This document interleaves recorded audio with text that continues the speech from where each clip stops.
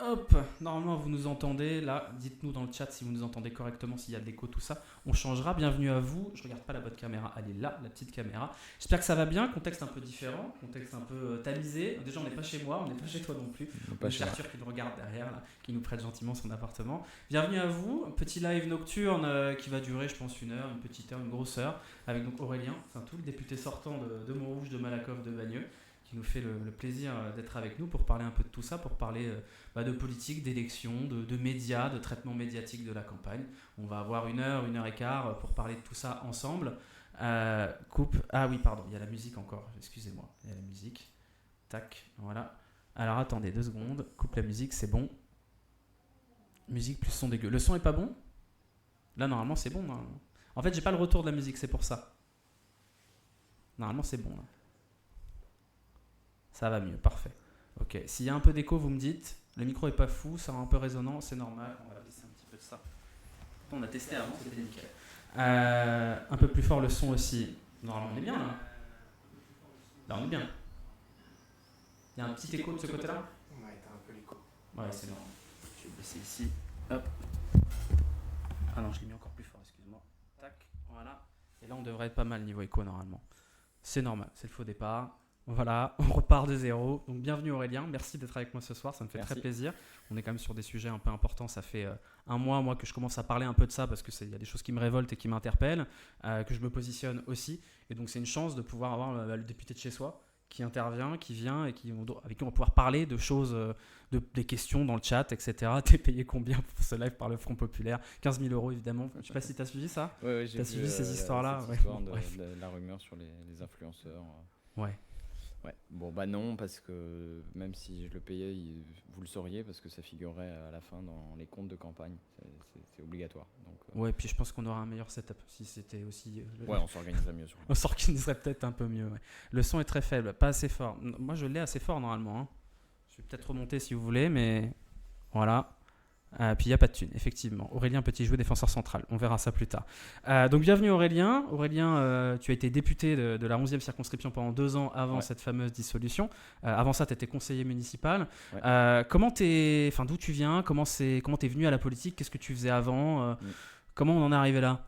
Alors, c'est une longue histoire. Moi, j'ai commencé à militer politiquement quand je suis sorti de prépa, donc à 21 ans, on était en 2009. Ok. À partir de là, bon, bah, je fais du militantisme comme un peu tout le monde, j'ai envie de dire. Enfin, comme n'importe quel militant, je colle des affiches, je distribue des tracts. Voilà, je fais mes classes. Et puis, dans mon esprit, c'est pas. J'imagine pas que je vais être élu un jour, ni a fortiori avant 25 ou 30 ans, quoi. Mon objectif, c'est de faire une carrière professionnelle, de bosser, de continuer mes études, de réussir à l'université. J'ai plutôt envie de devenir peut-être prof de fac ou faire de la recherche, etc. Et puis bon, avec le temps, euh, on acquiert de l'expérience. Et puis un jour, on se retrouve à être le mec qui a le plus milité ou le plus ancien sur là où on vit. Et à Montrouge, on dit, les nouveaux disent, pour les élections municipales, pourquoi c'est pas toi le candidat en fait? Ah oui, pourquoi c'est pas moi le candidat, effectivement. Les autres sont un peu moins prêts. Ok, j'y vais. Bon, j'oublie un détail, c'est qu'en 2017, on me propose de devenir assistant parlementaire et donc je plonge un peu dans la politique différemment. Euh, je laisse les autres activités professionnelles et donc c'est vrai que la politique investit l'ensemble de ma vie.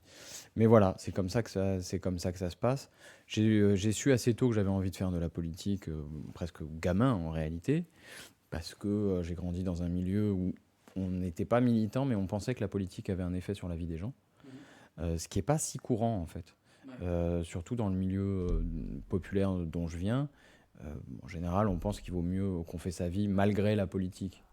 Pas, et encore, malgré, c'est dans deux domaines séparés, quoi.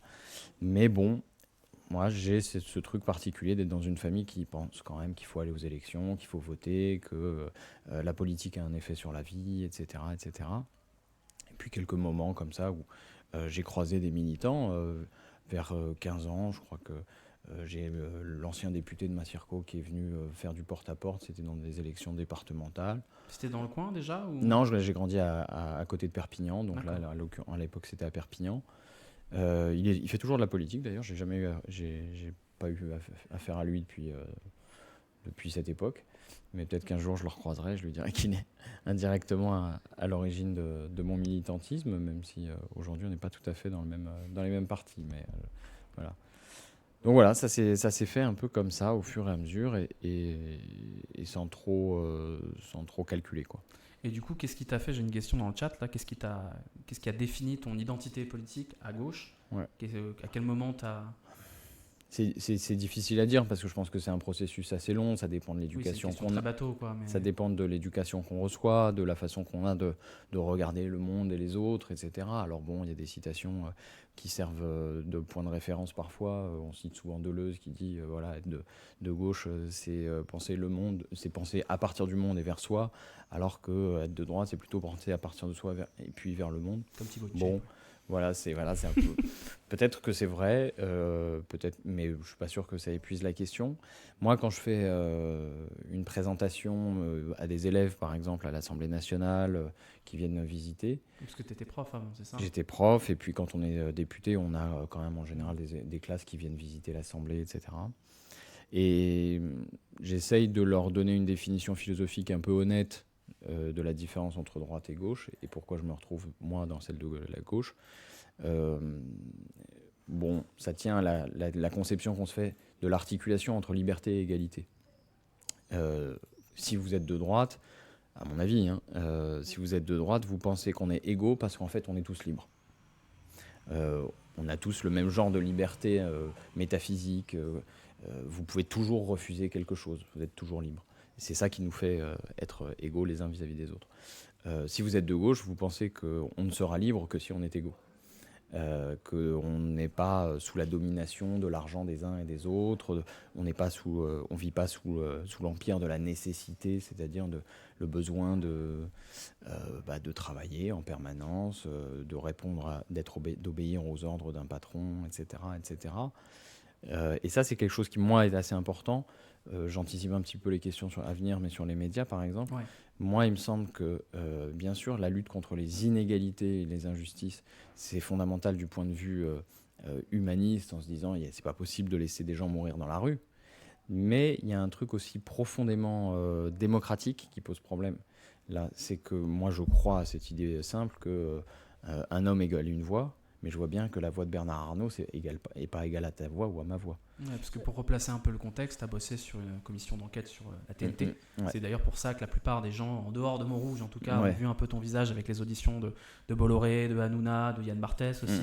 Où toi, tu étais rapporteur de cette commission-là, au milieu de plein d'autres députés de toutes les sensibilités, pour justement interroger sur qu'est-ce que devient la télé publique aujourd'hui, la télé gratuite. Ouais. Et c'est là où on a commencé à te voir. Donc toi, c'est un domaine sur lequel déjà tu t'y connais, et donc tu as beaucoup travaillé sur ces choses-là. Ouais, là, ces derniers mois, effectivement, j'ai passé énormément de temps sur les sujets de médias et de télé en particulier. Mon point de départ, c'était de me dire, j'ai enseigné qu'une année, je fais pas le prof qui a tout vu, etc. J'ai une vie, j'ai mis un peu de temps avant de devenir prof, et ensuite j'ai enseigné qu'une seule année. Mais quand j'ai enseigné, mes élèves, c'était des élèves de première techno, c'était pas forcément des élèves qui, disons, étaient en situation trop facile. C'est souvent une orientation un peu subie pour les élèves. Et donc, moi, il m'a semblé que l'influence de la télé et puis d'autres grands médias était vraiment nocive, tout simplement, pour eux. Je voyais bien que, il y avait des trucs qui collaient pas, le manque de sommeil, mais aussi des références, des choses qui correspondaient pas vraiment à leurs besoins, ou alors qui leur donnaient une vision très biaisée de la société. J'avais un élève, par exemple, très gentil, hein, mais qui, sur les réseaux, sur Insta, communiquait ou avait la sensation d'être de plein pied avec des grands joueurs de football qui pouvaient lui répondre, etc. Et je voyais qu'il y avait une perception de la réalité qui était en train de déraper, quoi. Donc je me suis posé ces questions-là, et puis surtout, en tant que prof, je me disais, tout ce que je cherche à leur apprendre, tout tout ce pourquoi je suis payé, en fait. On me paye pour transmettre un certain nombre de savoirs, mais aussi de valeurs. On accorde de l'importance, par exemple, prioritairement aux choses complexes plutôt qu'aux choses simples. On dit, bah oui, la complexité en général est plus intéressante que le simplisme. On voit bien qu'à la télé, c'est pas du tout ça l'idée. Pareil, normalement, hein, l'école, elle incite à valoriser la patience, à valoriser le désintéressement, ce qu'on fait. On cherche à savoir pour savoir et pas pour s'enrichir. Et je voyais bien que dans le monde de la télé et de ceux qui y participent, en fait, on dit exactement le contraire. Quand Macron dit aux jeunes en 2017, il faut que vous rêviez d'être milliardaire, c'est une très bonne chose que vous rêviez d'être milliardaire. Moi, je me dis, en fait, qu'est-ce que je peux faire en tant que prof? Je rame à contre-courant en permanence. Les élèves, ils sont sous l'influence permanente de messages qui valorisent la compétition, la réussite par l'argent, etc. Et Macron, il aurait très bien pu dire, jeunes gens, rêvez d'être Marie Curie. Nous avons besoin d'une Marie Curie du 21e siècle. Et ça, non, ça n'existe pas. Que, en fait, on puisse s'accomplir dans son travail et au bénéfice de tout le monde, ça a disparu. Donc c'est voilà, c'est plutôt ça que j'avais envie de questionner d'abord. Et puis, quand donc la première fois que j'ai eu cette idée. Et puis, évidemment, est arrivé ces news, le déchaînement raciste, xénophobe et d'extrême droite sur cette chaîne-là, qui nous a obligés aussi à étudier ça un peu plus dans le détail et à voir comment ils avaient fait pour truander les règles, parce que il y a eu un moment où on pouvait dire « Ah non, c'est pas exprès ».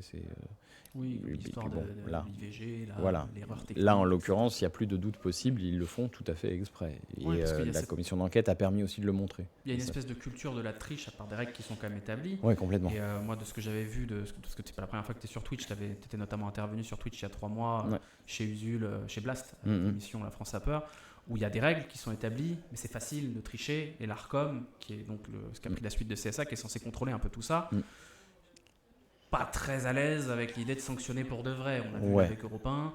Clairement. Et donc c'est ça, toi, qui t'a interpellé. Mais du coup, comment ça se passe à ce moment-là? Est-ce que tu saisis comment ça se déroule?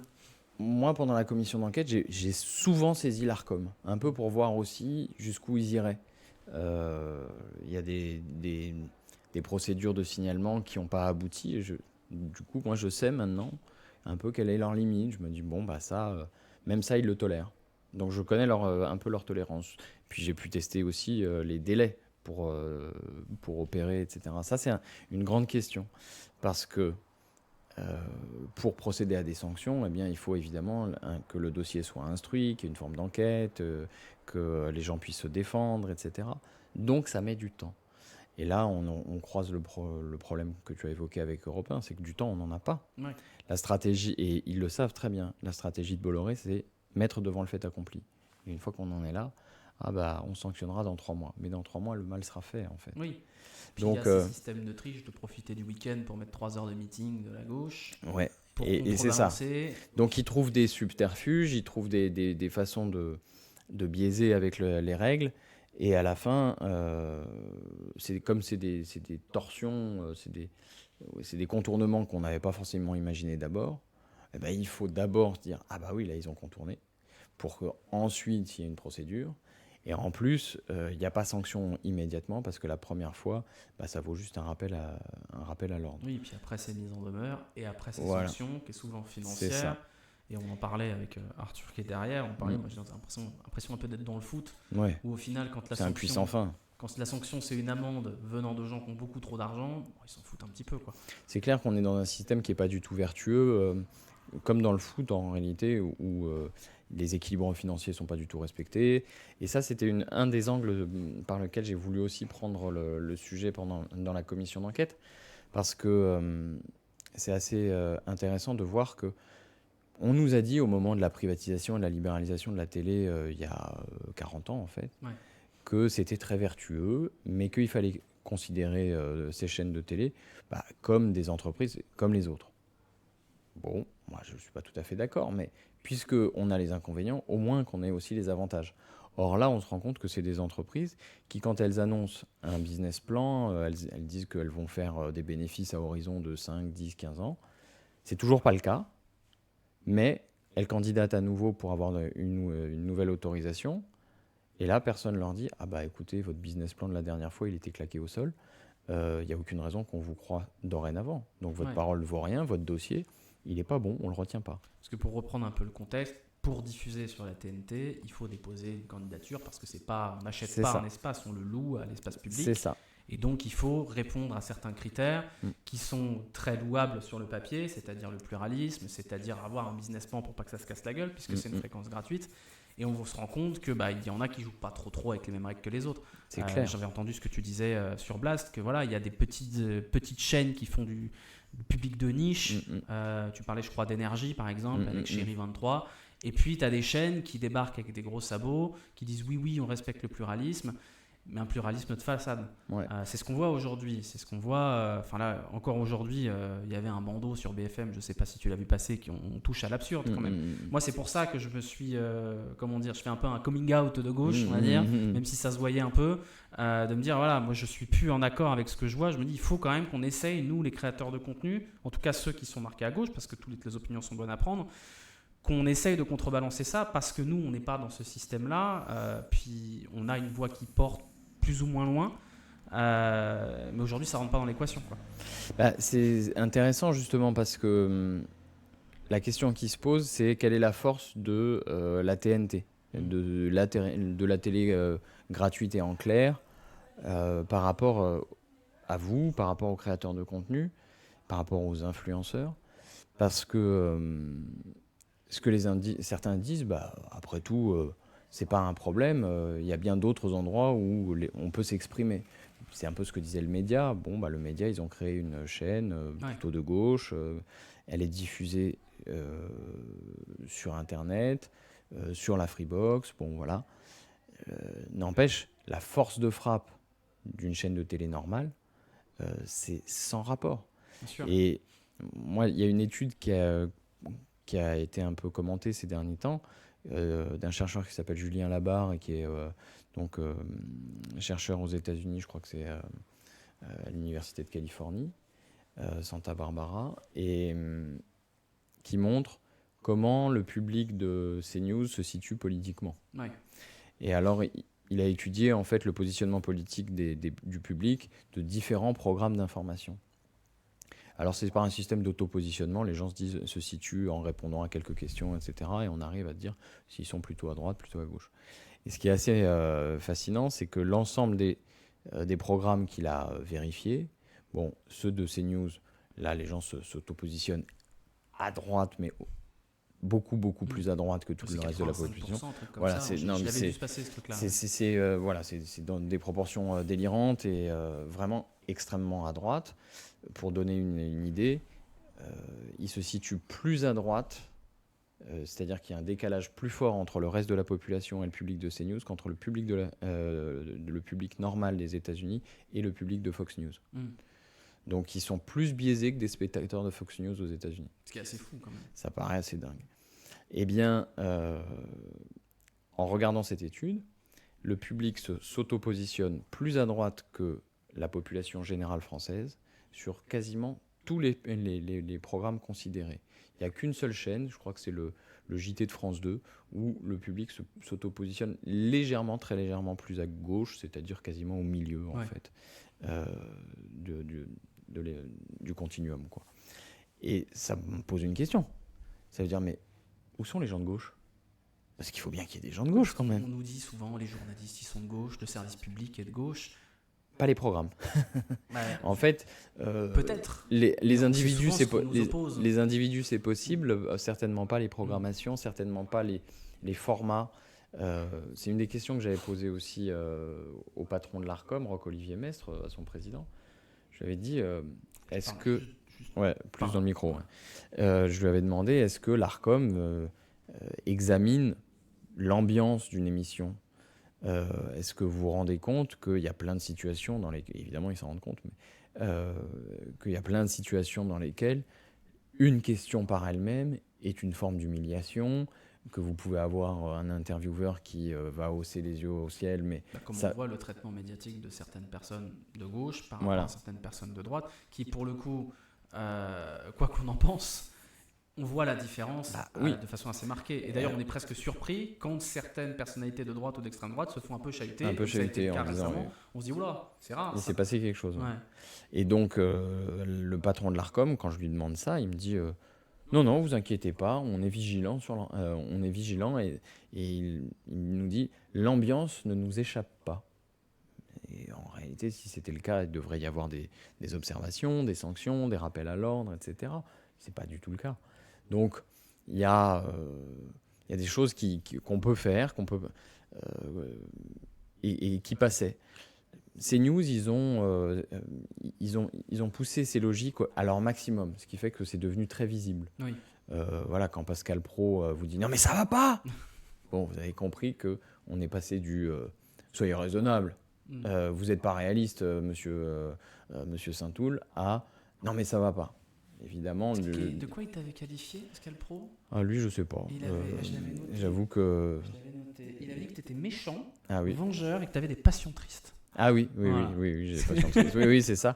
Bah oui, parce que il s'était fait coincer en commission d'enquête puisque j'étais revenu sur le fait qu'il avait laissé dire dans son émission par Yvan Rioufol que le ghetto de Varsovie c'était une mesure hygiéniste, alors que c'était un prétexte hygiéniste effectivement. Mais bon, voilà. Et donc je lui avais demandé, est-ce que vous pensez qu'il faut avoir une certaine culture pour être un animateur, pour être... Il m'a dit évidemment, la culture c'est très important, etc. Et il se rengorgeait, il était très fier de lui. Donc j'ai évoqué ce cas précis et je lui ai dit mais vous aviez la culture suffisante pour vous rendre compte que vous ne pouviez pas laisser dire ça. Donc voilà, il n'était pas très content. Mais bon, dans le cas de Pascal Praud, je crois que tout le monde sait que c'est quelqu'un qui essaye de racheter sa carrière parce que voilà, il a été cantonné au football pendant longtemps, il en a été un peu frustré et il a un moyen de... Oh bah pour le coup, il a bien rebondi. Voilà, il a rebondi. Faut reconnaître le panache. Et voilà, donc c'est quelqu'un qui avait envie de montrer qu'il pouvait faire d'autres choses et aujourd'hui il en est assez content. Mais une petite anecdote qui est bonne à savoir quand même, quand en 2016 iTélé est racheté par Bolloré pour devenir CNews, bon, tout le personnel à peu près, toute la rédaction finit par se mettre en grève parce que Jean-Marc Morandini est annoncé. Ouais. Et donc c'est arrivé, bon, choque tout le monde, il a ses affaires... Oui, il était voilà, pas déjà ses affaires judiciaires qui l'accompagnaient. Tout le monde savait que c'était de la télé poubelle et donc les journalistes ne veulent pas être associés à cette mascarade. Il y a eu ce très gros mouvement de grève qui avait été très suivi d'ailleurs. Et donc énorme mouvement de grève. Et bon, Pascal Praud à l'époque, il allait dans les AG, il regardait, il prenait les noms, il faisait des fiches et puis il allait ensuite tout balancer à la direction. Bon, voilà, c'est un certain état d'esprit et une certaine idée du panache et des passions tristes ou non tristes, je sais pas.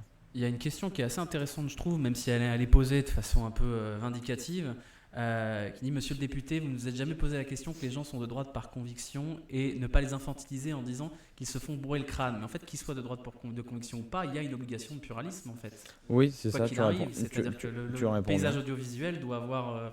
je sais pas, je te laisse répondre. Oui, moi, bien sûr, on peut être de droite, on peut être de gauche, il n'y a pas de problème. Le fait est que moi, je reconnais le résultat des élections, mais ça ne signifie pas qu'il n'y a pas une volonté de certains d'orienter les décisions. La propagande, ça existe. Le traitement partisan, ça existe, que voilà. ce soit de droite ou de gauche, c'est la surreprésentation de l'un par rapport à l'autre qui pose problème. C'est la raison pour laquelle moi, par exemple, je défends le droit tel qu'il est aujourd'hui, et justement cette idée du pluralisme, et du pluralisme interne. Il y a le pluralisme externe, c'est ce qui s'applique à la presse écrite. En gros, vous avez de la presse de droite et de la presse de gauche. Ça va de l'Humanité disons au Figaro, même si en fait il y a des titres de presse qui vont bien plus à droite que ça. Ça, c'est le pluralisme externe. De l'extérieur, vous avez différentes sensibilités. Dans la télévision, la loi dispose qu'il faut respecter un pluralisme interne, c'est-à-dire que sur une même chaîne, toutes les options doivent être représentées à un moment ou à un autre. Donc, on part de là. Pourquoi ça ? Parce que, d'abord, on n'aura pas de milliardaires pour subventionner la révolution. Donc, il n'y aura, c'est le constat de base. pas de chaîne pour dire qui sera payé par un milliardaire prêt à perdre de l'argent pour dire renversons le capitalisme. Bon, ça peut satisfaire des gens, ça peut ne pas les satisfaire. Là n'est pas le problème. Il se trouve que c'est une option possible. C'est un discours possible. Donc, si on est tributaire de l'argent, eh bien, on ne l'entendra pas. Donc, on a un problème démocratique. De l'autre côté, à l'inverse, oui, vous aurez forcément des patrons qui seront très disposés à inciter les gens à croire que ah là là, vous n'y pensez pas, mon bon monsieur, 14 tranches d'imposition, la dernière à 90%, mais c'est confiscatoire, etc. Je le dis d'autant plus clairement que dans la commission d'enquête, j'ai eu à connaître, par exemple, le montant des clauses de non-dénigrement signées par certains journalistes, donc de CNews, quand ils ont quitté la maison. Oui, la fameuse. Voilà, plusieurs centaines d'entre eux, voilà, quand ils sont partis. Pour certains, pour un en particulier, c'est plusieurs centaines de milliers d'euros qui sont pris à cette occasion. Ça sur Stéphane Guy aussi, quand il s'était fait licencier, on n'avait pas le montant. Mais... Voilà, donc le montant, moi je les connais, je ne peux pas les donner, mais voilà, on est dans ces ordres de grandeur. Donc que des gens soient de droite, ça ne me pose aucun problème. Encore faut-il que la parole soit respectée. Et puis le pluralisme, il est calculé en fonction d'un certain état de l'opinion. On ne part pas du principe que 50%. Voilà, que toutes les opinions doivent être représentées exactement de la même façon. Je donne toujours cet exemple. Par exemple, vous êtes anarchiste ou libertaire. Bon, la chanson dit de Léo Ferré, il n'y en a pas 1 sur 100, mais ils existent. Hein. Bon, il n'y en a pas beaucoup. Mais de fait, on devrait peut-être trouver des endroits où de temps en temps ça s'exprime. Que ce soit un peu représentatif de la société. Bon, évidemment, vous n'avez jamais entendu un libertaire sur BFM TV. Ça n'existe pas. Pourtant, comme le dit ton spectateur, là, ton commentateur, il faut bien accepter qu'il y en ait. Ça existe. Donc, on a un problème sur le modèle. Et l'idée n'est pas de dire qu'on ne puisse pas être en toute bonne foi de droite. Non, on peut l'être en toute bonne foi. Mais en revanche, œuvrer pour que les autres le deviennent, c'est pas un acte anodin. Je vois des réactions dans le chat qui nous disent oui, mais il suffit de choisir son média en fonction de son angle politique. Mais c'est pas les règles qui sont établies. C'est un média sur une chaîne gratuite ne peut pas être orienté théoriquement. Voilà, parce que tout bêtement, et ça c'était une des questions posées pendant la commission d'enquête, on leur demande est-ce que le numéro de la chaîne est important ? Et alors TF1, quand on leur dit ça, ils disent non, pas trop. Mais le même TF1 est propriétaire de LCI. Et comme vous le savez, LCI, c'est très loin dans la numérotation. Je ne sais même plus, c'est le 27, 27. 26. Et je ne sais plus. Et donc, tu vois, moi, je ne me rappelle même plus. Alors que BFM, CNews, c'est 15 et 16. Donc, 15-16, bonnes audiences. Au bout de la grille, là, ça s'effondre, France Info et LCI. Et TF1, donc, milite... LCI, c'est la 13, on me dit. La 13, c'est LCP. C'est LCP, oui. Ça, je la connais, c'est la chaîne parlementaire. Donc, celle-là, je la connais bien. Donc, TF1, qui est propriétaire de LCI, milite pour ramener la chaîne LCI dans le même bloc de numérotation que les chaînes d'info pour avoir une concurrence moins biaisée. Donc, je pense que même eux se sont rendus compte, ils le savent très bien, que c'est pas neutre. Être en accès libre sur de la TNT, c'est pas la même chose. Et les gens ne disposent pas forcément...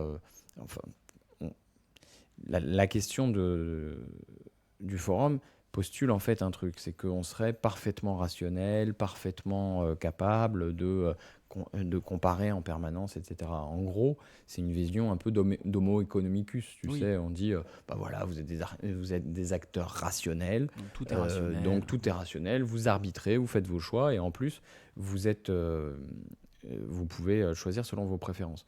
Et ce qui n'est pas vrai. Deuxièmement, même si c'était le cas, ça voudrait dire qu'on inciterait les gens à s'enfermer dans la bulle de leurs convictions.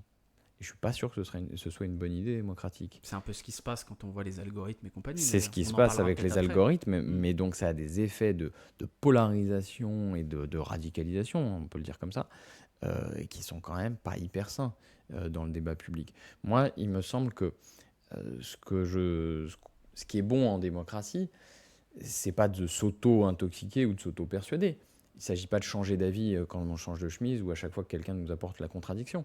Mais en revanche, c'est important de pouvoir avoir des endroits où on va acter des désaccords. Dire, bon, bah là, sur ce fait-là, on n'est pas d'accord, tout simplement parce qu'on a un système de valeurs ou de priorités qui n'est pas tout à fait le même. Je revenais tout à l'heure, je parlais tout à l'heure de la façon dont on articule liberté et égalité.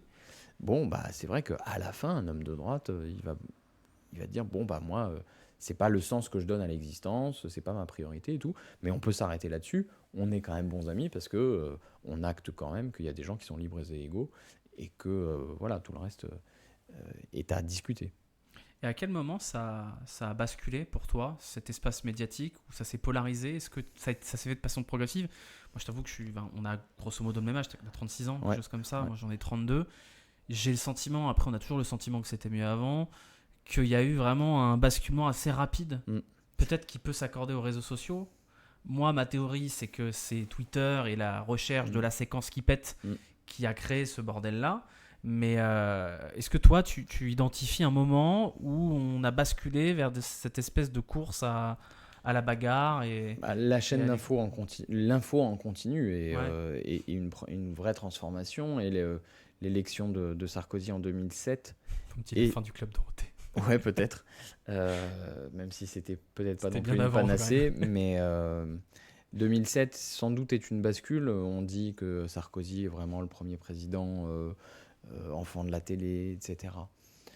Bon, je pense que les transformations, évidemment, elles sont sur le long terme et on les comprend plus tard. Mais oui, on est à ce moment-là. 2007, Ségolène Royal, elle utilise les réseaux, en tout cas, elle utilise Internet différemment. Elle commence avec Désir d'avenir, avec la volonté de former une communauté, etc. Donc, elle voit un truc, elle participe à un changement. Sarkozy participe peut-être à un autre changement, celui de l'info en continu. Ils n'ont pas été tout à fait peut-être complètement synchrones, l'un et l'autre. Mais à mon avis, c'est par là que ça se passe, parce que même dans la pratique, il y a des choses que je trouve intéressantes. Se rendre compte que Ségolène Royal, elle a pris le Parti socialiste de l'extérieur. Comment elle a fait, je ne sais pas si tu as ça à l'esprit, parce que pour le coup, on n'a que 4 ans de différence, mais c'est un moment où peut-être tu étais moins vigilant. 16 ans. Voilà. Ouais. 2007. Au moment où elle doit devenir candidate, elle n'est pas du tout appréciée dans le Parti socialiste. Et c'est des sondages et des couvertures de presse qui disent « et si c'était elle ?» Et sur la base de ces sondages et de cette bulle médiatique, elle peut arriver au congrès du Parti socialiste. C'est le congrès encore qui prend la décision de désigner un candidat à ce moment-là. Et d'une certaine façon, la plupart des cas, on se résigne en se disant ça pourrait gagner. Donc, comme ça pourrait gagner, au lieu de dire ce qu'ils préféreraient eux, ils s'imaginent ce que le public pourrait préférer. Donc, cette façon d'anticiper les attentes du public, etc., je pense que c'est assez nouveau. Et on va avoir ça jusqu'à très récemment, ça prendra des formes, ça va se maximiser si on peut dire, ça va s'amplifier, avec des trucs dans la logique de la primaire populaire, etc. Ouais. On va trouver quelqu'un sur qui on va tous se mettre d'accord et on sent que le public ensuite va adhérer. C'est pas tout à fait ça. Moi, je suis plus d'une vieille école. Je considère qu'on a une offre politique. Ouais, je t'en prie. On a une analyse, une offre politique. Et après, les gens en choisissent. Et voilà. Donc, ça a joué. Je pense vraiment que le média en ligne, l'info continue, joue énormément là-dessus. Alors, bon, il y a eu différentes étapes, différents moments. Les chroniqueurs politiques eux-mêmes le disent. La campagne de 2007, bon, c'est celle où on voit les journalistes courir... Enfin, Moi j'habitais à Argenteuil à l'époque. Voilà, donc tu sais ça très bien. Je me souviens, ça m'avait marqué. C'est les séquences d'action, quoi. Avec les caméramans qui suivent. ou les photographes qui sont sur une remorque quand Sarkozy est sur un cheval. Je sais pas si tu te rappelles cette Je photo-là, me etc. souviens pas, non. Ah ben, c'est une photo qui avait pas mal tourné parce qu'il est en Camargue et je crois qu'il est déjà, enfin je sais plus avec qui il est, s'il est déjà ou pas avec Carla Bruni, mais voilà, il y a ce truc où on le voit lui sur un cheval et On parle de télé-réalité, oui, on est ouais, un peu dans ce la délire-là, photo, quoi. ouais, la photo des coulisses, ce que Quotidien a montré. Alors à l'époque ça s'appelait le Petit Journal, Ouais. mais cette idée qu'il y avait aussi des coulisses, du spectacle, etc. Tout ça a été amplifié. Mais bon, après, la commission d'enquête portait pas vraiment là-dessus. Là, c'est plutôt des avis de spectateurs, quoi. Faut pas lire le chat. Là, C'est- c'est trop loin, mais... Moi, je le vois et je vois qu'ils font les enfants turbulents. Ah, ils sont méchants parce que je parle trop. Non, ils sont pas méchants du tout. Ils sont... En vrai, ça va.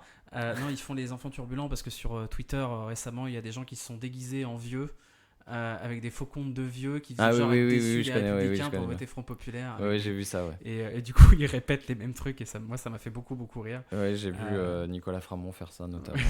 Moi, je l'ai fait aussi. Donc, D'accord. mais non, du coup, ils répètent des choses. Mais non, en vrai, ça va. Le chat est plutôt discipliné. Il y a des gens de droite, il y a des gens de gauche, mais je suis fier de vous là dans le chat. C'est pas mal. En tant qu'ancien adhérent LR, j'ai été déçu par Monsieur Ciotti. Voilà. Mais faut dire que tout à la base, tout part de Mais ça Monsieur pourrait, Ciotti. ouais. Hein. Ça pourrait quand même, hein. J'espère bien qu'il y a des anciens adhérents LR qui sont déçus par Ciotti. Ouais, J'ai j'espère. pas beaucoup de contacts ou de relations chez LR, mais de temps en temps, il y en a un ou deux à qui je dis, mais qu'est-ce que j'aimerais être de droite à votre place, parce que je sais exactement ce que vous devriez faire. Le contraire de ce que, le contraire de ce que fait Ciotti.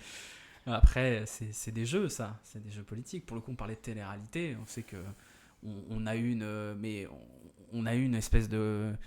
Enfin, cette séquence de Ciotti qui ferme les portes, on parlait de télé-réalité. Ah oui. La journée, Éric Ciotti, si c'était pas aussi dramatique, si c'était pas le sort du pays qui se jouait, on pourrait en rire, quoi. Bah, Euh, on en rit quand même. On en a quand même bien ri, mais bon, on rigolera peut-être plus à la fin. Mais oui, je pense à Ciotti parce qu'à la base, j'avais raconté sur Instagram, mais ce live, il part quand même d'une vanne sur Ciotti. Parce que juste après ton élection en 2022, moi je t'envoie un mail parce qu'Éric Ciotti veut imposer la cravate, la veste. Et bon, je sais pas, je me dis, bah, si j'écrivais à mon député, ça me fera rire. Et donc je t'avais demandé de proposer un amendement pour obliger les cheveux à l'Assemblée nationale. Et c'est pour ça que tu m'as suivi, et c'est comme ça qu'on a commencé à discuter là-dessus. Donc comme quoi, parce que je vais quand même retomber sur mes pattes, c'est quand même intéressant parce que je voulais te parler justement de qu'est-ce que c'est que d'être député. On avait aussi une question d'un de mes modérateurs qui disait c'est quoi la différence entre être député d'une grosse ville et député rural. C'est pas du tout la même expérience, j'imagine. Et donc c'est quand même, vous êtes des interlocuteurs de proximité. On peut vous contacter, d'ailleurs quel que soit le bord, vous êtes redevables entre guillemets des gens qui vous ont élus et même de ceux qui vous ont pas élus. Donc c'est pour ça on en parlait déjà lors des derniers lives. Votre député, vous pouvez lui écrire quoi. Il existe, il a des gens autour de lui pour ça. Ouais, alors il y a plein de choses à dire. Effectivement, on est redevable. C'est marrant parce que bon, c'est un truc qui me fait rire que moi, mais il y a un c'est un mot qu'on utilise assez peu, redevable. C'est une traduction plutôt de accountability en anglais. Mais l'origine vraiment, enfin l'origine de l'idée, elle se trouve déjà en Grèce. Moi, je suis prof de français, latin, grec, donc je suis un peu le cuistre. Non, on me demandait, Voilà. Français, latin, grec, lettres, et donc, un des premiers mots que j'ai appris en grec, c'est bizarre, c'est un adjectif, on dit upetunos ou anupetunos. Et la traduction du manuel dit « soumis à reddition de comptes ». Ça veut dire que c'est un type de responsabilité, de magistrature, où tu dois présenter tes comptes à la fin de ton exercice pour montrer que tu n'as pas mis de l'argent de côté, tu n'as pas tapé dans la caisse. Et donc cette idée de redevabilité, de rendre des comptes, elle est évidemment née avec l'idée de démocratie elle-même. Une fois faite cette petite parenthèse un peu snob, oui, on rend des comptes. Est-ce que l'expérience est différente selon les endroits où on vit ? C'est évident, parce que par définition, on est censé s'intéresser aux mêmes choses que nos concitoyens, ou chercher quand même à satisfaire leurs propres intérêts. Donc si vous êtes dans une circonscription rurale, vous n'allez pas y couper, même si le sujet ne vous intéresse pas forcément beaucoup, vous allez quand même devoir vous intéresser au prix des matières premières agricoles, etc., etc. Moi, évidemment, député à Montrouge, Bagneux, Malakoff, je vous avoue que sur les questions agricoles, je ne suis pas le plus affûté. C'est marrant parce que j'avais rencontré Marie Pochon, qui Voilà. est du coup dans la Drôme, qui elle est Bah, spécialiste elle dans a ces bien, questions-là. voilà, C'est évidemment, une brute là-dessus. elle est obligée de travailler là-dessus parce que sinon elle n'est pas à la hauteur, quoi. Mm. Les gens ils lui font confiance, c'est ça qui les préoccupe. Je suis quand même un peu plus calé sur les questions de logement ou voilà. Après, il y a des sujets de niche. Moi, je suis quand même spécialiste des questions de défense pour la France insoumise. C'est pas lié au fait que je sois de Bagneux, Malakoff ou Montrouge, même si tous ces trois villes ont des petits sujets défense ou militaires, mais sur lesquels il n'est pas nécessaire forcément de revenir. Voilà, c'est pas comme s'il y avait un arsenal en plein milieu de Bagneux. Non, mais Non. c'est vrai qu'en général, quand on est député de Toulon, on s'occupe de ces questions-là. Donc voilà. Alors, qu'est-ce qu'on fait ? Ça dépend déjà, est-ce que vous êtes dans la majorité ou dans l'opposition ? Voilà, c'est pas la même expérience, j'imagine. Voilà. Moi, j'ai entendu dire par certains de la majorité que c'est plus sympa d'être dans l'opposition parce que on est moins souvent amené à avaler des couleuvres, on peut dire exactement ce qu'on pense et on ne nous dit pas quand même tu vas saboter la réussite de notre gouvernement, etc. Bon, je pense que certains se racontent un peu des histoires et qui feraient bien de se bouger et parfois mettre un peu plus la pression à leur propre gouvernement, mais bon, voilà. Donc il y a déjà ces deux choses très différentes. Vous êtes incité à ne pas faire de vagues si vous êtes dans la majorité. Évidemment, si vous êtes dans l'opposition, là, vous êtes libre. Beaucoup plus, en tout cas, pour faire valoir la singularité de vos points de vue, les raisons pour lesquelles vous allez vous opposer, etc. D'ailleurs, on t'a vu souvent prendre la parole à l'Assemblée. Effectivement, j'ai pris assez souvent, un peu virulente, évidemment. Il y a un sujet qui me revient souvent, c'est pendant la réforme des retraites, puisque j'ai traité Olivier Dussopt d'assassin. Bon, on peut revenir dessus si tu veux. Sur le fond, c'était une querelle qui avait un vrai intérêt, puisqu'en fait, on meurt au travail de plus en plus en fonction de l'âge.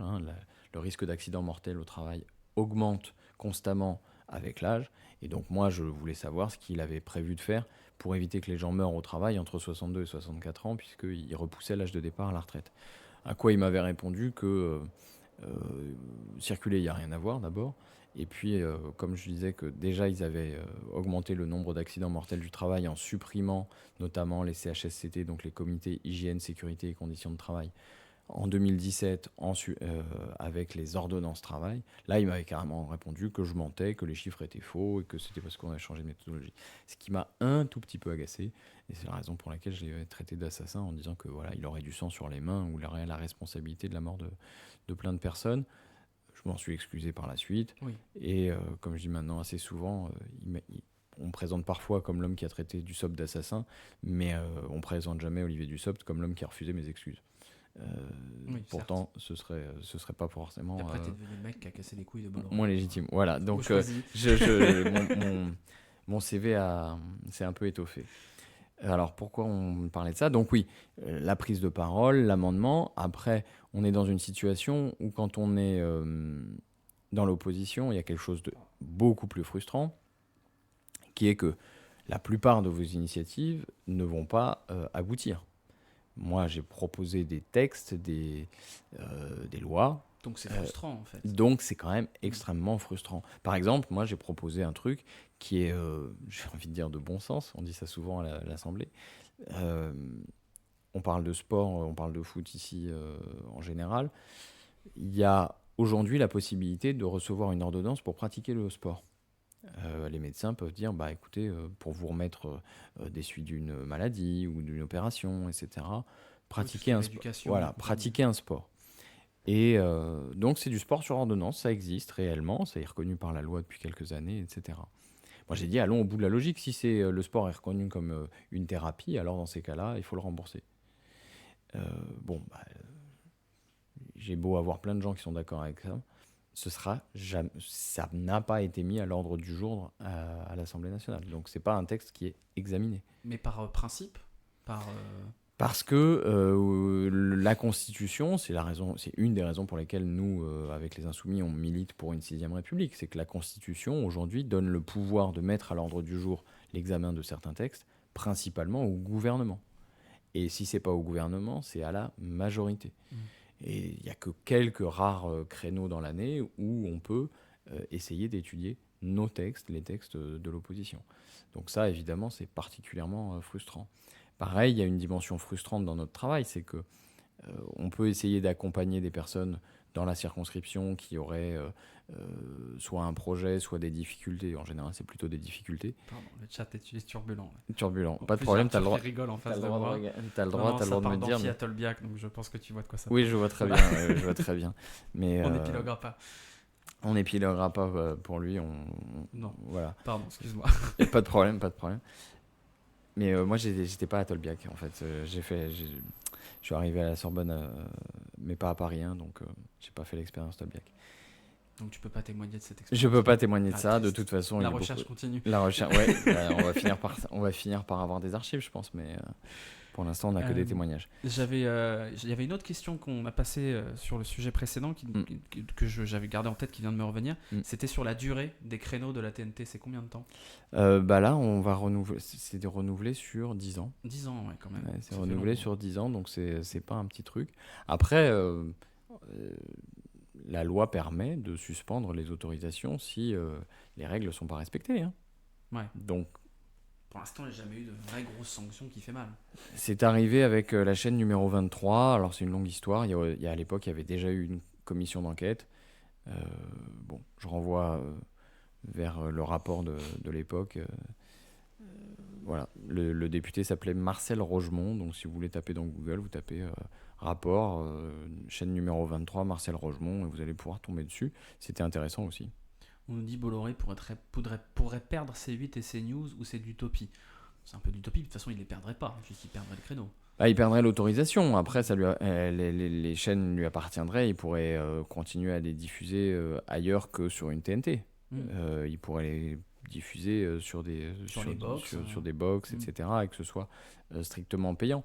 Mais évidemment, vous ne touchez pas le même public, pas aussi facilement, c'est pas aussi rentable, etc. Donc, pour lui, il y a un enjeu très important à ce que ce soit sur la TNT et que ça puisse continuer à rentrer dans tous les foyers, parce que c'est ça la spécificité, c'est que la TNT, elle rentre dans tous les foyers. On parlait de la comparaison avec la presse écrite et la presse télé. Si vous achetez le Figaro et que vous le laissez traîner chez vous, tant pis, votre gamin il va tomber sur un journal de droite, tant pis, c'est votre faute, vous êtes responsable de ça. En revanche, on peut dire qu'il y a des mécanismes pour limiter l'accès des enfants à la télé, mais enfin grosso modo, s'ils tombent sur CNews, vous y êtes pour pas grand chose, quoi. Donc si vous voulez les protéger des horreurs les plus racistes que vous avez sur la TNT, voilà. Et c'est quoi la suite du coup parce que le rapport a été publié, tu l'as présenté d'ailleurs, une vidéo de 25 minutes je crois sur la chaîne LCP je crois. La suite, on va voir, parce que déjà on verra si je suis encore député dans 2 semaines. Hein, ça va forcément changer un petit peu mon statut et la possibilité de faire vivre ce travail. Ça peut se traduire par une proposition de loi et je ne sais pas exactement si ce serait une proposition de loi qui viendrait de moi ou un projet de loi, parce que si le nouveau Front populaire l'emporte, le gouvernement pourrait avoir la volonté d'aller vite et d'essayer de redresser la barre en matière de télé. Et dans ces cas-là, ce serait un projet de loi auquel je m'associerais, j'espère. Donc, rien n'est perdu. Après, d'un point de vue plus militant ou de débat des idées, on pourrait imaginer, moi j'ai le projet de faire ça, d'aller faire un peu la tournée des groupes militants, insoumis ou pas d'ailleurs, hein, s'il y a d'autres membres du nouveau Front populaire qui sont intéressés par ces questions, je suis disponible pour venir discuter, présenter le rapport, ces 47 propositions, etc. et qu'on en discute. Il y en a pas mal qui ont été repris par à peu près tout le monde. Elles sont, pour un certain nombre d'entre elles, relativement consensuelles, hein, et puis il y en a une que j'aime bien parce que vraiment, je vois pas comment on peut être contre. Alors, ça change pas la face du monde, mais aujourd'hui, les chaînes ne payent pas leur autorisation. Et on dit, alors, je suis pas d'accord, par exemple, avec une collègue de Sophie Taillé-Polian qui, elle, veut que ça reste comme ça, parce qu'elle dit, ah oui, mais parce qu'ils payent pas, au moins ils doivent respecter des règles. Bon. Moi, je suis pas d'accord avec ce raisonnement. Je dis tout simplement que c'est un peu comme un restaurateur qui voudrait occuper une terrasse, qui voudrait faire une terrasse, il occupe le domaine public, donc il paye une redevance, et en plus, il respecte les règles d'urbanisme. Donc tout le monde comprend la logique. Bien, pour les chaînes de télé, aujourd'hui, les chaînes ne payent pas En plus, on a l'occupation du supprimé la domaine redevance, public. donc, Oui, alors ça c'est c'est une chose. Hein, ça. c'est Mais si on parle de le recettes fiscales, oui, souvent, voilà, donc c'est un mot, c'est le mot qui est employé deux fois, donc pas de confusion quand ouais, même. La rien à redevance voir, télé, oui, c'est c'est une celle autre que chose, mais voilà, c'est une dans façon une de. époque où on court après les recettes Mais fiscales, effectivement, dans un moment où on se dit bah tiens, on n'a pas forcément assez d'argent, bah, demander aux chaînes qui font leur beurre à partir d'un bien public, bah, qu'elles reversent une petite partie, ce serait une bonne chose et c'est la règle ordinaire. Donc voilà. Vous avez de la chance, c'est trop loin de mes yeux, j'arrive pas à lire ce moi qu'il y j'ai a des sur le yeux à forum. Non mais je vois, on parle Et il y a beaucoup de conneries, mais des conneries rigolotes. non, Hein. mais j'aurais réagi. Genre un projet de loi pour diffuser la Ligue 1 sur l'équipe 21. Écoute, on Eh prend. bah, plaisante pas en fait. J'ai écrit. Alors, est-ce qu'il est là le rapport Ah, Voilà. il est là, Proposition. un petit livre vert. Là. Voilà, il est là. Il y a dans les propositions, là, je sais plus la combien d'ailleurs, parce que. En tout cas, j'avais évoqué le fait de donner.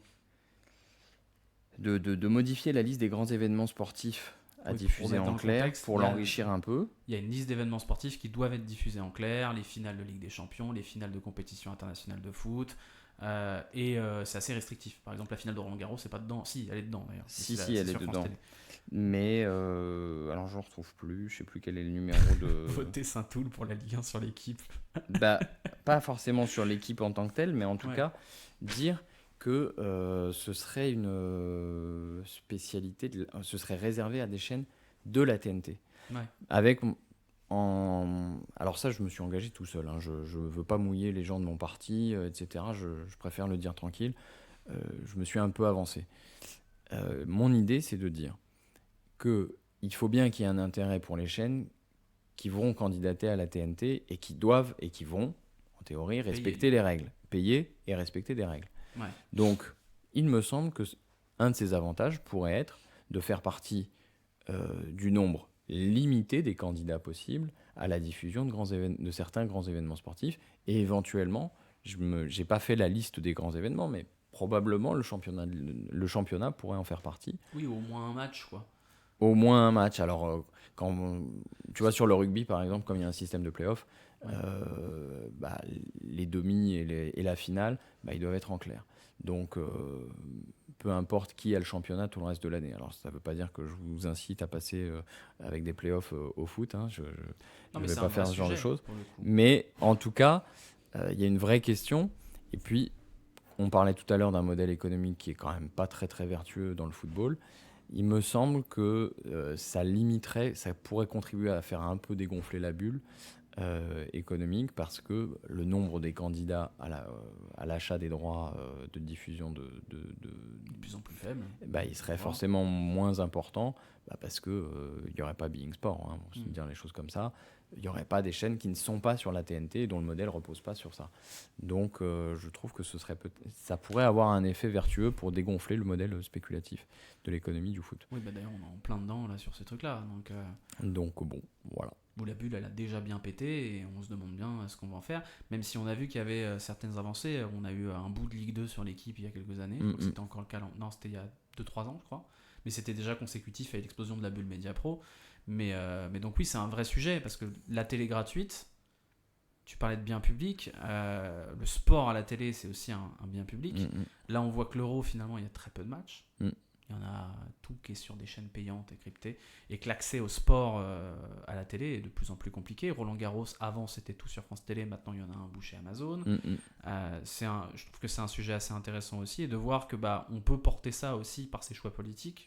C'est assez intéressant là-dessus. Oui, à qui appartient le sport, à qui appartiennent les clubs. Bon, c'est des choses sur lesquelles il y aurait mille choses à dire. Donc, et je vous avoue que j'y ai pas bossé depuis un certain temps, donc je vais pas me rendre ridicule en m'avançant trop, mais je pense que là, on tient un truc. Et à un moment, il va falloir que on prenne conscience que les sommes en jeu sont délirantes, que c'est absolument pas une économie réelle, quoi.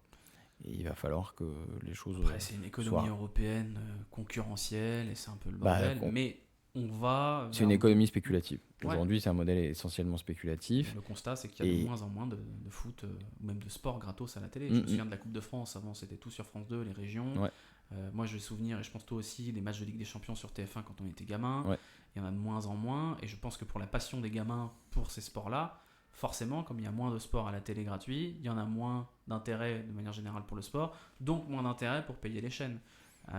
Et ça vient de là. On parle souvent dans le domaine de la Ligue 1 que les gamins finalement s'intéressent plus trop à la Ligue 1, ils s'intéressent plus foot international au Real Madrid et compagnie parce qu'ils perdent un peu pied avec leur club local parce que ça coûte une fortune de payer les matchs de la JOCR. Ouais, bien sûr, bien sûr. Voilà, donc c'est un vrai sujet ça, je pense. Tout à l'heure, on parlait justement de la suite sur la commission d'enquête et qui a été interrompue par la dissolution. Moi, c'était un truc que je voulais aborder. Comment vous l'avez vécu? Quand je dis vous, c'est toi, le reste des députés, le groupe d'opposition comme le groupe de la majorité. Est-ce que ça vous a pris de court? Est-ce que vraiment ça vous a fait chier en disant putain, tout ce qu'on est en cours, il va falloir repartir de zéro? J'avais vu, je sais plus comment s'appelle ce député sur l'aide sociale à l'enfance. Ouais. C'est une cata. Ça, c'est vraiment une cata. Sur la commission d'enquête sur l'aide sociale à l'enfance, ça a été vécu comme vraiment un drame, quoi, parce que on a obtenu la création de cette commission d'enquête.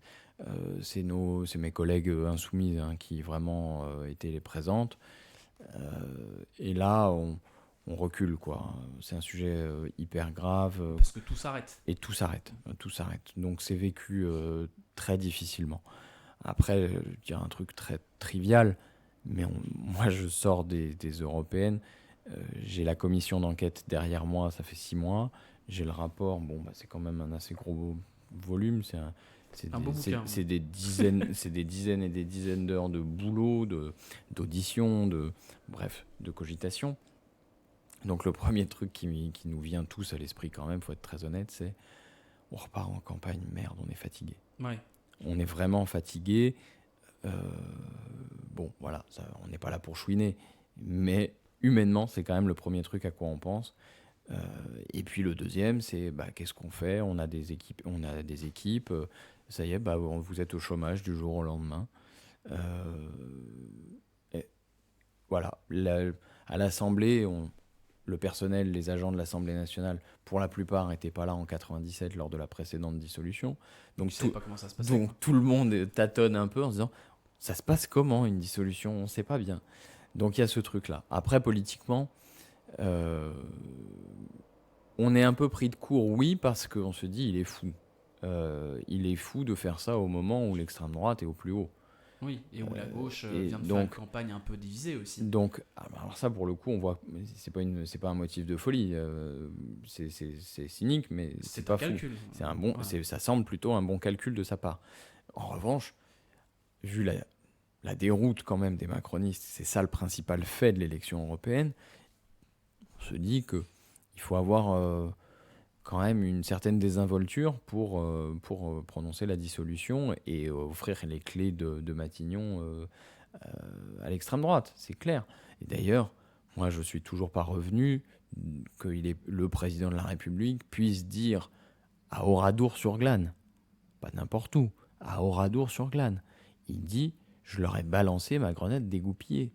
Enfin, on se dit, quelle idée il se fait de sa responsabilité, de l'avenir du pays, etc. Et puis de la politique de manière générale. Et de la politique en général. On se dit, tout ça est une bonne blague, mais ça peut péter.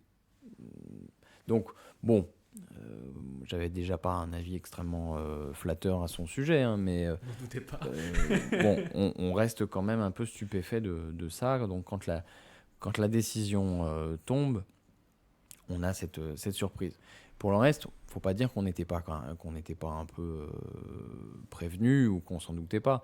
Moi, je pensais, je l'ai dit à d'autres collègues, notamment des Verts, parce que au moment où on cherchait encore à obtenir une décision qui nous permettrait d'être candidats ensemble, de maintenir le format de la NUPES, je leur disais, mais rendez-vous compte d'abord l'absurdité.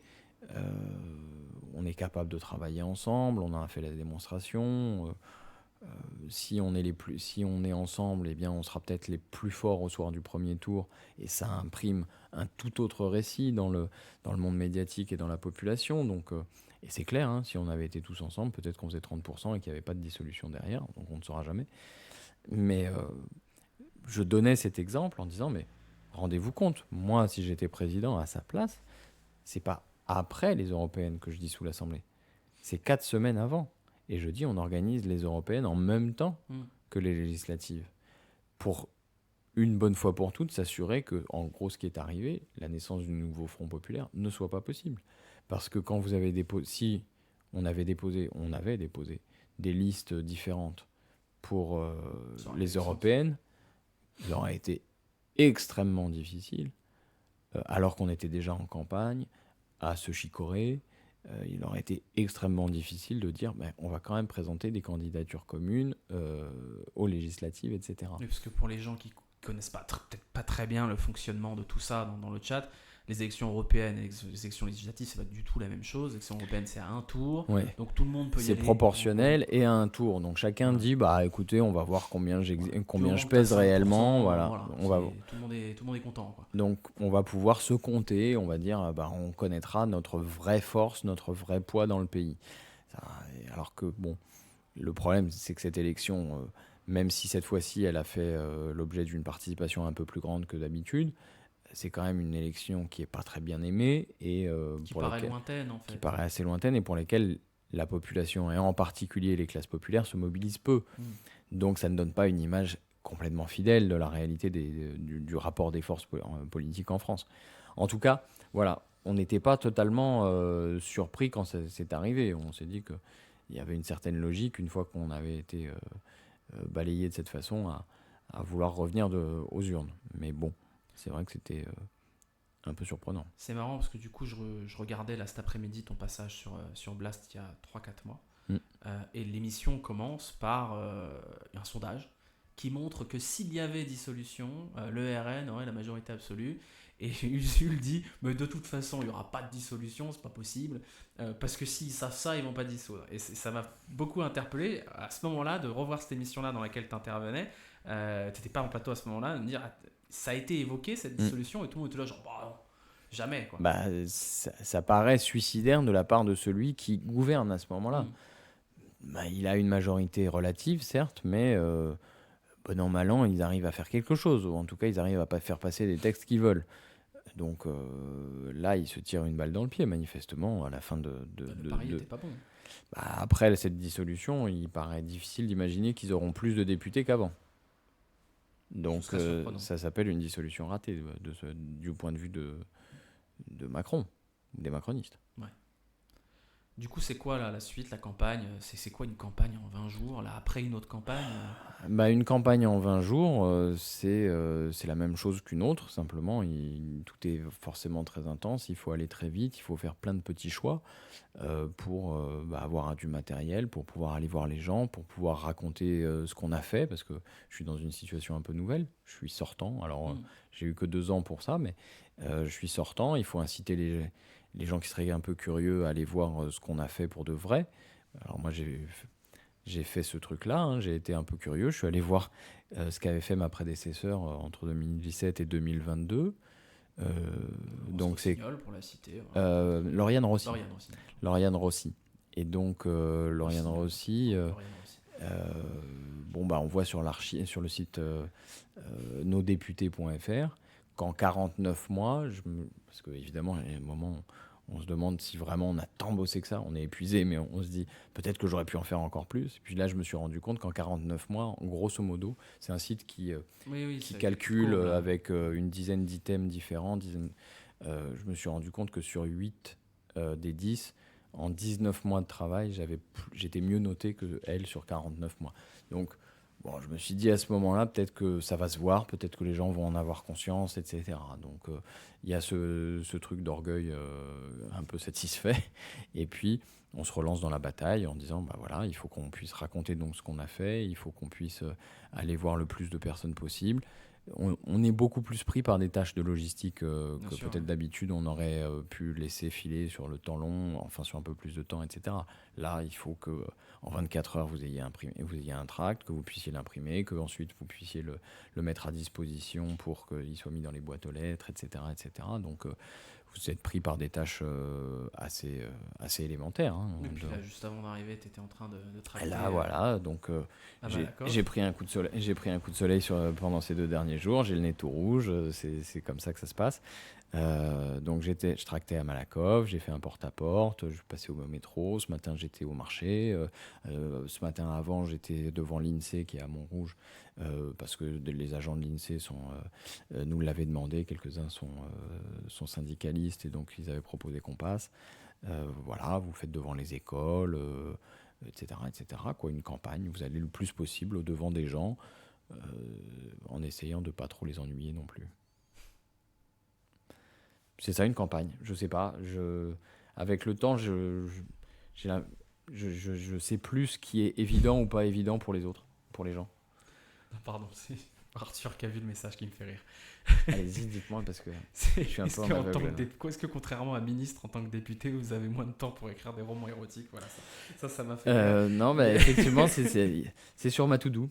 C'est sur ouais. ma to-do, le roman érotique de l'année. Mais bon, malheureusement, j'aimerais bien tenir un compte un peu régulier de mon travail, un petit journal de travail. J'ai pas réussi à faire ça. Pour Ouais. l'instant, j'ai quelques notes éparses, mais Après, en gros, toutes les 3 semaines, tous les mois. t'as des beaux pavés là quand même. Hein. Oui, Voilà, tu nous as fait un beau livret. Hein. Combien de pages ça? bah, je sais pas ça, 230. mais oui, Ouais, un 230. beau roman. Hein. Après, j'ai un peu de scrupule à laisser penser que je serais l'auteur Oui. de 230 pages comme Oui, il y a ça. du monde Pour aussi être très dessus. honnête, à l'Assemblée nationale, on a des administrateurs qui sont donc des fonctionnaires, des gens d'une acuité intellectuelle quand même assez hors du commun. Donc c'est des gens très très brillants, souvent c'est des juristes, assez logique, qui nous aident et nous accompagnent dans la rédaction de ces travaux. Ils nous proposent une première version. Après, c'est les députés eux-mêmes qui vont choisir est-ce qu'ils retouchent beaucoup, pas beaucoup, est-ce qu'ils donnent un angle plus politique, c'est-à-dire est-ce qu'ils accentuent leurs interprétations ou est-ce qu'ils restent dans un format assez neutre, un ton assez neutre, etc. Bon, ça dépend de chacun. Autant vous dire que chez les Insoumis, on a quand même plutôt tendance à aller quand même reprendre bien la plume et, euh, et à modifier certaines choses, etc. pour rendre les angles assez lisibles et assez clairs, quoi. Oui, c'est on nous parle des rôles de l'ombre à l'Assemblée, Mm. dont on parle pas super souvent, tout ce qui est assistant parlementaire.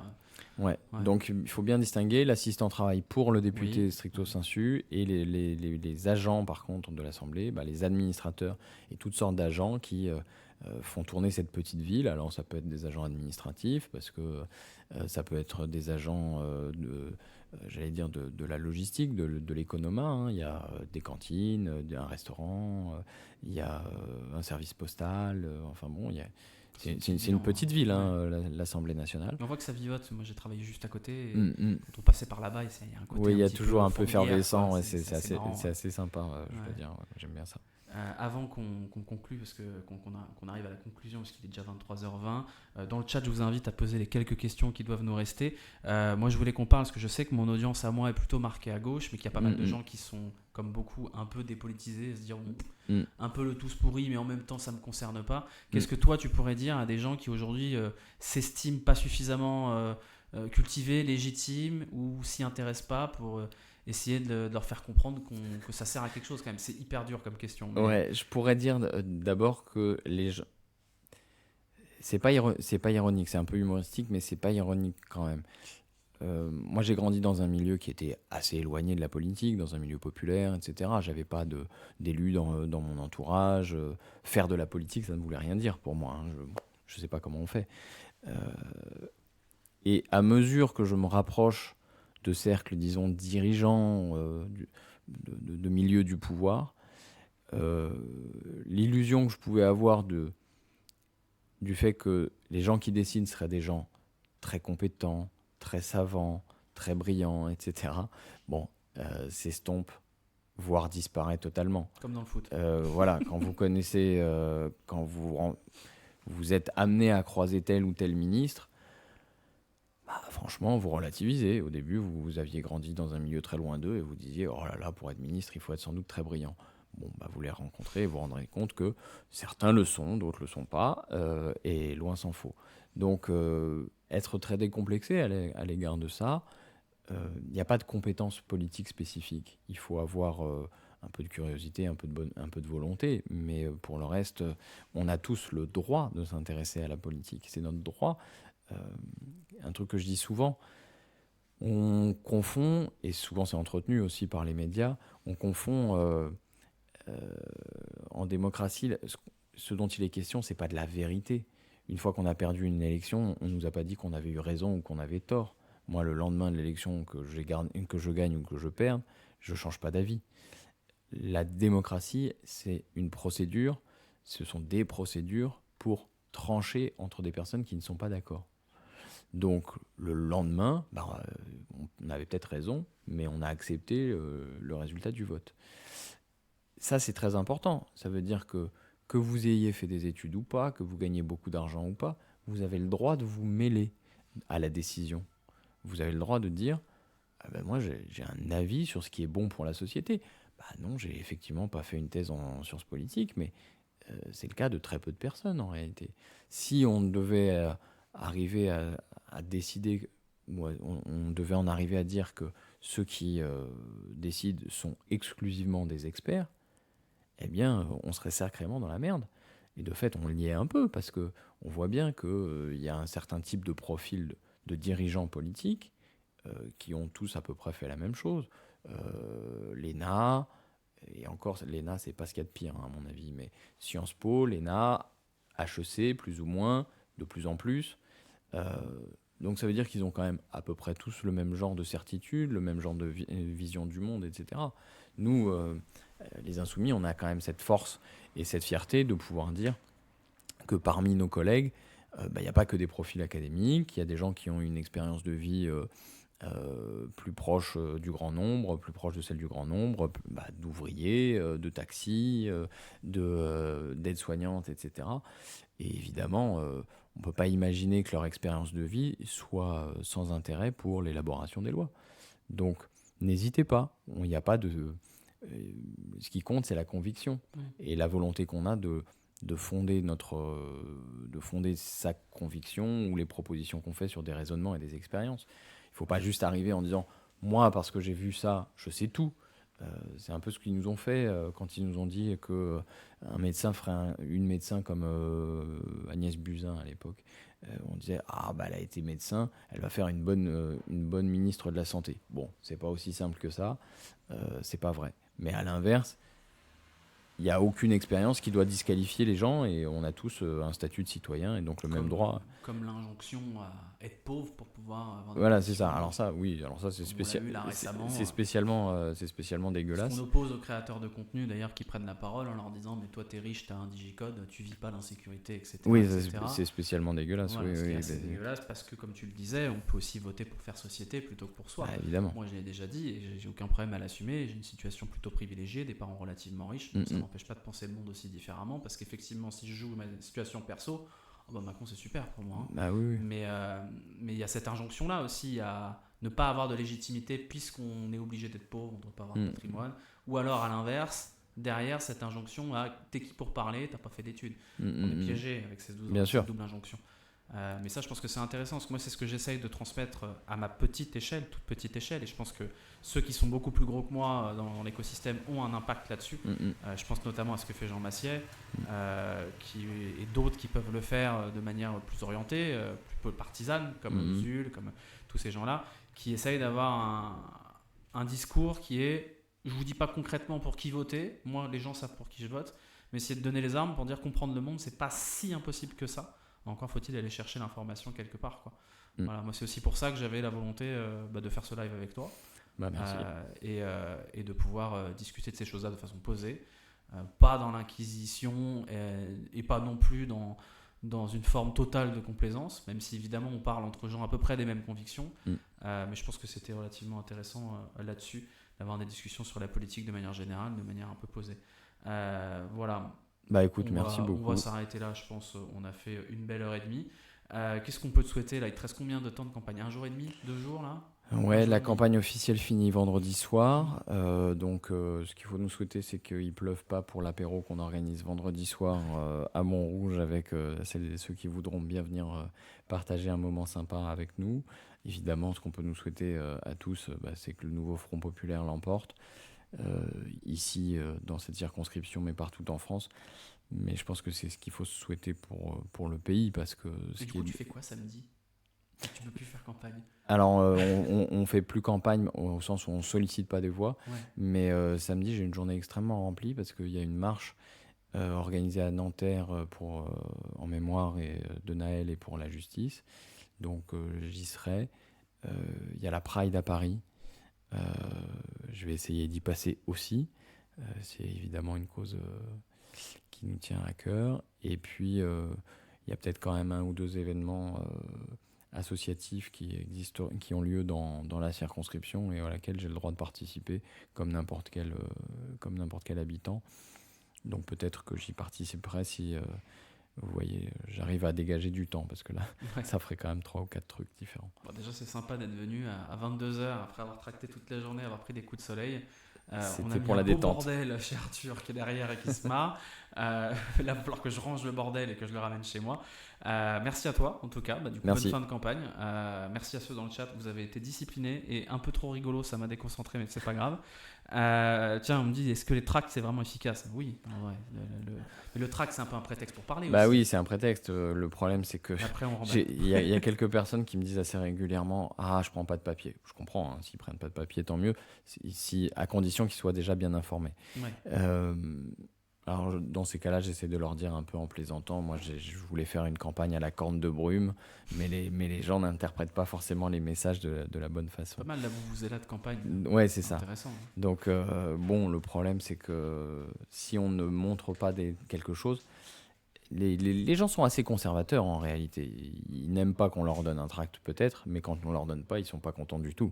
Donc, il faut être... bien le papier, en vrai. il faut quand même être clair. Il faut pouvoir savoir à qui on va confier sa voix. Donc, c'est compliqué. Toutes les façons sont possibles, mais on n'a pas trouvé mieux pour l'instant que le tract pour essayer de faire connaître sa conviction et son opinion sur un sujet. Très bien. Eh ben, on va conclure là-dessus. Il y a une question qui demande si tu es marié, c'est pour une amie, mais on va passer sur celle-là. Mais moi, j'avais noté ton élégance capillaire à toute épreuve déjà quand je t'avais envoyé le mail. Merci. Voilà. On va s'arrêter là. Merci. Bonne fin de campagne à toi. Merci dans le chat. Moi, le prochain live, ce sera samedi, mais rien à voir. Ce sera pour le Tour de France. Cool. Donc voilà, je poste le vélo. Moi, voilà, j'aime bien le vélo. J'aime bien faire la sieste devant le Tour de France, ouais. Il n'y a aucun problème. Moi aussi, j'adore faire la sieste devant le Tour de France. Mais Ouais. samedi, ce sera un peu mouvementé. La vraie sieste, c'est lundi, normalement. Ok, Voilà, écoute, j'ai pas d'ici malheureusement lundi, trop l'occasion de regarder écoute, ce qu'on peut te souhaiter, c'est les que lundi, profils ce des soit un étapes, bordel. mais franchement, Mais ouais. en principe, j'aime bien. Ouais. Et très bien. Merci à tous. À bientôt. Et